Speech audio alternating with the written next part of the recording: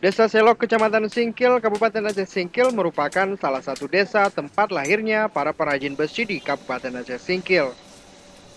Di desa ini setidaknya terdapat 10 pengrajin besi yang setiap hari berkutat dengan besi untuk dijadikan pisau, golok, cangkul, maupun linggis.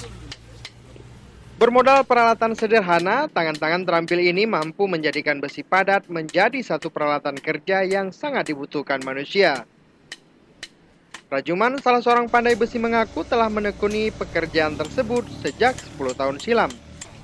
Berbekal ilmu yang diwariskan orang tuanya, Rajuman bersama rekan-rekan seprofesi setiap hari menghabiskan waktunya di gubuk kecil yang dijadikan tempat usahanya. Menurutnya, menjadi tukang besi banyak suka duka. Apalagi hasil karyanya tidak setiap hari mampu terjual.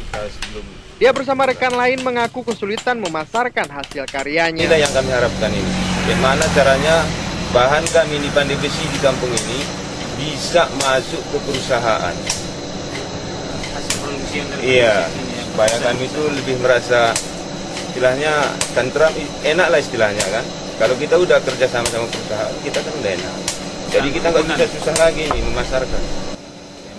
Para pengrajin besi berharap dukungan pemerintah dalam memasarkan produk-produk hasil karyanya sangat membantu para pandai besi di Desa Selok. Dari Aceh Singkil, Jakartawan Adi Nugraha melaporkan untuk Aceh Video.